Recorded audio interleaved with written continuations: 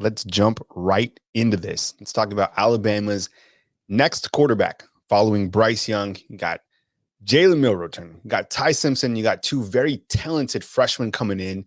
I mean, early on, is it too early to say that this is Jalen Milroe's team at quarterback, Clint? Yeah, I definitely think it's too early. Now, granted, we've seen quarterbacks in the past make significant improvement, right? I mean, we've talked about this before on this show where, you saw Mac Jones, everybody got kind of counted him out of the quarterback competition, especially after that Auburn Iron Bowl performance. Even though I thought he played phenomenal outside of one poor throw, a lot of people felt like that, the two turnovers, the two pick sixes ultimately made a huge difference in the game, and it did. But you saw him make substantial improvement, even though I think he was already a really good quarterback when he took over for Tua Tagovailoa. We saw Bryce Young come in and mop up duty, didn't perform very well during his freshman season. He obviously becomes, Alabama's first ever Heisman Trophy winning quarterback. So I think it's way too early to count Jalen Milroe out of this competition. But at the same time, I also think it's way too premature to say that he's got a substantial lead. I think right now it's pretty much neck and neck. Here with Clint Lamb, a Bama Insider. My name is Kyle Henderson, a Bama Insider. When you look at the Pro Football Focus, not a lot to work with from last season. And it was, the Bryce Young show this past year and the year before that. Clint, I have to ask you before we talk about Ty Simpson, there was a time where a lot of people didn't want Mac Jones to start. And people who watch our show and watch our videos, and we've even talked about this before, didn't want Mac Jones to start. Even wanted Bryce Young as a true freshman to start over Mac Jones. And then Mac Jones does a lot of progression, does a lot of work on himself, comes back and has one of the top seasons as a quarterback that we've seen and leads Alabama to a 13-0 season. There's a lot of speculation about Alabama getting a new offensive coordinator, and we'll bring you the news as it comes on Bama Insider. For right now, as of today, January 15th, it is Bill O'Brien, and we don't really, I know I don't anticipate Bill O'Brien being the OC at Alabama. You could feel different, but with Jalen Milroe, if are the intangibles there? Clearly, when you look at this young man, the speed, the power, the size, he almost looks like Derrick Henry at the quarterback position. Are the intangibles there? Do you think with enough work that he could be the quarterback that, Alabama hopes he could be? Absolutely. He's got a lot of similarities to Jalen Hurts, and we all saw how he progressed. Now, granted, a lot of that progression happened at Oklahoma. A lot of that progression happened once he got to the NFL. He's not the same quarterback he was at any point during his time at Alabama, even, but all at the same time, though, he also continued to show development while he was in Tuscaloosa as well. I would say the only year to year where you really didn't see that, you actually maybe saw regression, was going from year one to year two. I thought he got very timid with the football during his second season. He was very worried about turning the football over. He thought, if I get in that sort of habit, Tua Tagovailoa is sitting there looking over my shoulder. Everybody wants him to start, so I need to be very careful and at least limit the turnovers. But I think, limited turnovers also sometimes equals limited production for your offense. With Jalen Milroe, I think he's too far the other way. He's not that sophomore Jalen Hurts. I think he's a little bit loose with the football. In less than 200 snaps played this past year, or this season, I guess is what we'll still refer to it as, he had 5 turnovers, 3 interceptions, 2 fumbles. To put that into perspective, Bryce Young also had 5 turnovers, and he played over 700 snaps. I think, closed in on 750. Yeah. So you're turning the football over at a very high rate. You can't do that if you want to win this quarterback battle. You got to get safer with the football, make smarter decisions. But, as far as I think his rushing ability, the fact that he brings a power element, Alabama wants to get more of a physical style on offense, and having that type of power runner at the quarterback position can certainly bring that, as well as having that in your backfield with your running backs.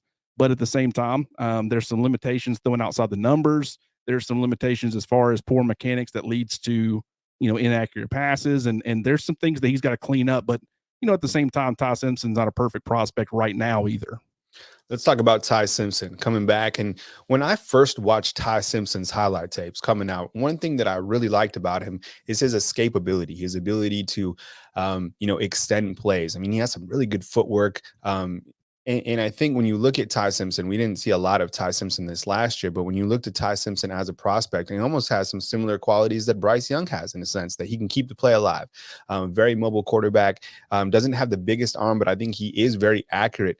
Clint, what's your early take of Ty Simpson, and how do you see him evolving in this quarterback room moving into 2023? Yeah, I think you pretty much nailed it. The escapability, the ability to create plays off script, whether it be, both with his legs and his arm, and he can do both. And that's something that Bryce Young can do as well.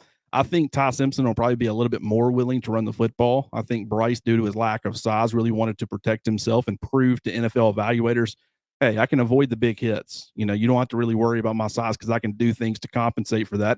And then also when he would choose to use his legs, it would also make him that much more effective. But with Ty Simpson, like I said, very accurate passer. He can run more of that up tempo, RPO centric style of offense that Alabama's wanting to get more back to.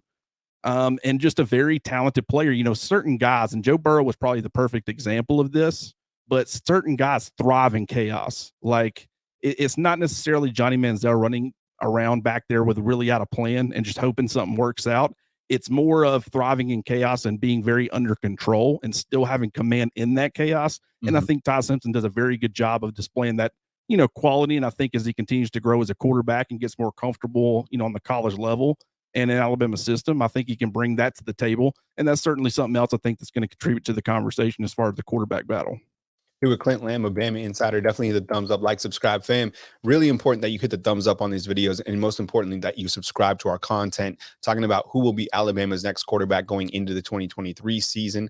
Um, Before we move forward into our next segment, Clint, I want to get your take on the two younger quarterbacks that have enrolled at the University of Alabama. Your assessment of each of these guys when we go in, when we look at the prospects, when we look at the talent, what you have coming in. I'm really excited to see each of these quarterbacks. Tell our fans out there who are Alabama fans about each of these two early enrollees, the freshman quarterbacks. Well, I think that neither one of them, they're not necessarily those like elite 5-star quarterbacks that a lot of these other class, a program is going to be added in their class. But I think the fact that you added two of them and they both have a lot of likable traits, they're very different styles of quarterbacks. I think you give yourself a good opportunity for at least one of the two to emerge as a quality starter down the road. And I also think it was very important for Alabama to add two in this particular class because you never know what's going to happen with your quarterback depth. Like if Jalen Milroe loses the battle in the spring, I don't think that's going to be determined in the spring or the summer, or maybe not even in fall camp. But if he loses the quarterback battle, it's also always possible that he can transfer. It's always possible that Ty Simpson. I don't think he was very, thrilled with the fact that he didn't get any playing time in the Sugar Bowl. I don't know that for a fact, but just I saw him after the game. He didn't look happy. I think that's probably unfair of me to assume that that's what that was, but there could be a connection there. But the bottom line is he could also transfer too if he were to lose. So I think adding two, you really want to always make sure that you're maintaining having three scholarship quarterbacks on the roster. And Alabama, they didn't just add anybody. This isn't a Lane Hatcher late addition desperation thing. This is, two quarterbacks that they think very fondly of. And I think both of them, have an opportunity to eventually work their way into the starting job. It was Clint Lamb, a Bama Insider. Definitely the thumbs up, like, subscribe. Okay, the last thing before we move to our next segment, I've asked Andrew Bone about this. I've talked to Jimmy Stein about this. I think you and I even talked about this. The potential, if there was a name to hop into the transfer portal at the quarterback position, does Alabama make a play, or do you think that these four quarterbacks that we have talked about are sufficient enough going into 2023? It's got to be the right name. I don't think Alabama's just settling for anybody. If something does happen, if Jalen Milroe's not happy with the situation Mhm, following the spring, if Ty Simpson isn't, mhm. and they choose or elect to enter the transfer portal, then you're looking at if it's Jalen Milroe, you're looking at two true freshmen and a redshirt freshman who has 30 career snaps. That is not a position you want to be in if you're Alabama. So at that point, then you start looking at guys, but at the same time, you've kind of got yourself in a situation where is there going to be somebody who's willing to come in? Now, granted, you can maybe argue, hey, Ty Simpson hadn't won this starting job, or Jalen Milroe hadn't won this starting job.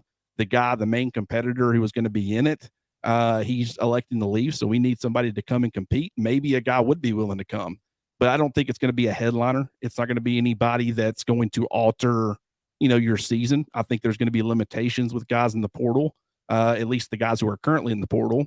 But I think you reevaluate after the spring. I think right now You let these guys go through the competition and see how things work out.